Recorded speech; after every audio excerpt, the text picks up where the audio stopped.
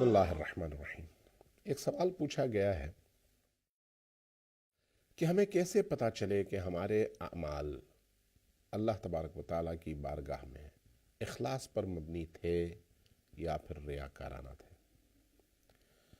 عزیزان گرامی، یاد رکھیے گا کہ ریا ایک ایسا عمل ہے، ایک ایسی کیفیت ہے کہ انسان بہت مشکل سے اس سے بچتا ہے۔ بہت مشکل ہوتی ہے اس سے بچنا، بہت مشکل، بہت مشکل، بہت مشکل۔ اللہ تبارک و تعالیٰ سے اس کی پناہ مانگیں، ہم بھی آپ بھی، کہ اللہ تبارک و تعالیٰ ہمیں ریاکاریوں سے بچائے، چونکہ یہ عمل بہت سخت ہے۔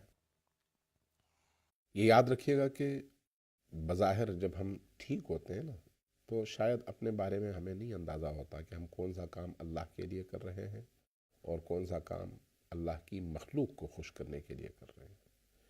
بعض اوقات اللہ کو ہم بھول جاتے ہیں، ہم کہتے ہیں فلان شخص کو ہم خوش کریں، فلان افسر کو ہم خوش کریں، فلان لوگوں کو ہم خوش کریں۔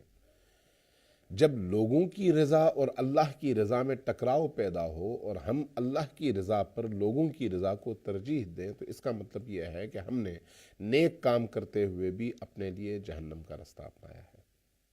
بہت اہم معاملہ ہے یہ۔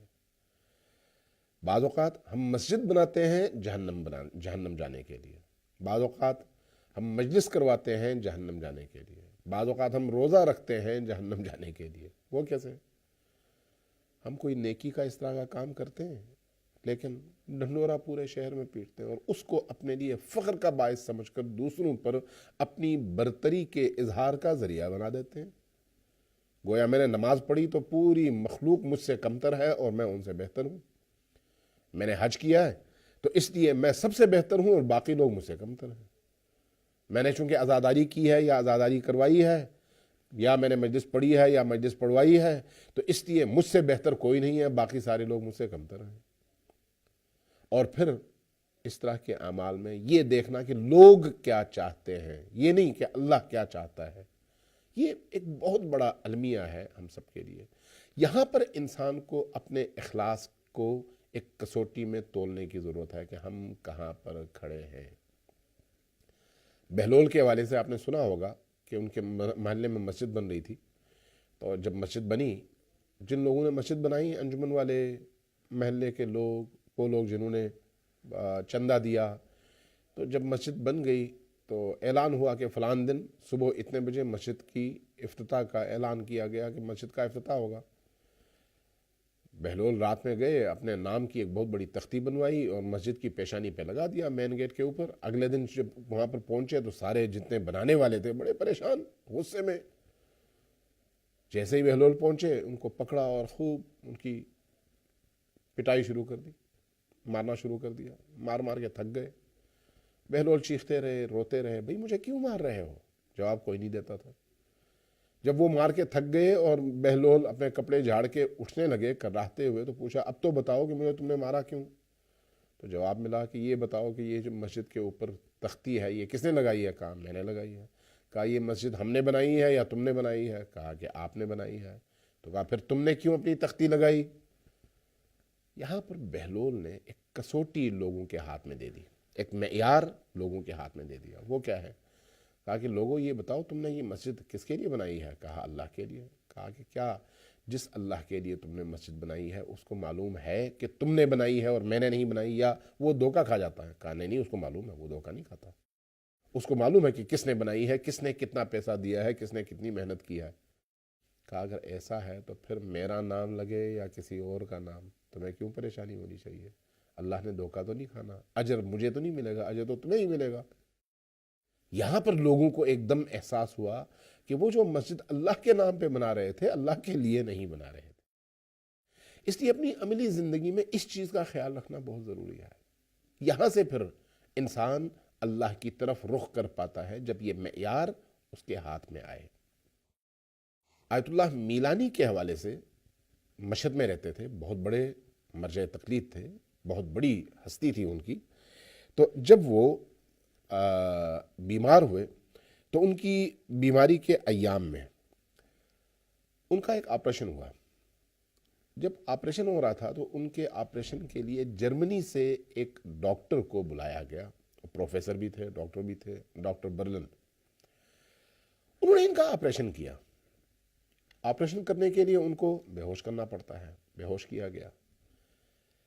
ऑपरेशन हो गया, 3 घंटे 4 घंटे लग गए। जब ये होश में आने लगे तो प्रोफेसर डॉक्टर बर्लन ने अपने साथियों से कहा कि ये देखो, ये होश में आते हुए क्या बोलते हैं, ये जरा गौर से सुनना और मुझे तर्जुमा करके बताना। आयतुल्लाह मीलानी जब होश में आने लगे तो लोगों ने कान लगा के उनके लबों से सुनना चाहा कि वो होश में आते हुए क्या बोल रहे हैं। देखा, वो दुआए अबू हमजा सुमाली की तिलावत कर रहे थे। इन साथियों ने उसका तर्जुमा करके बताया कि आयतुल्लाह मीलानी दुआए अबू हमजा सुमाली की तिलावत कर रहे हैं। जैसे ही ये सुना, प्रोफेसर बर्लन ने कहा कि मुझे कलिमा पढ़ा दो, मैं मुसलमान होना चाहता हूँ। लोगों को ताज्जुब हुआ कि क्या बात है। कहा कि मैं इसलिए मुसलमान होना चाह रहा हूँ कि कुछ अरसे पहले मैंने पॉप का ऑपरेशन किया था। जब पॉप का ऑपरेशन मैंने किया, बेहोशी के बाद जब वो होश में आने लगा तो मैंने कान लगा के सुना, वो गली कूचों में जो बच्चे गाना गाते थे उस गाने को अदा कर रहा था, वो गाना गा रहा था होश में आते हुए।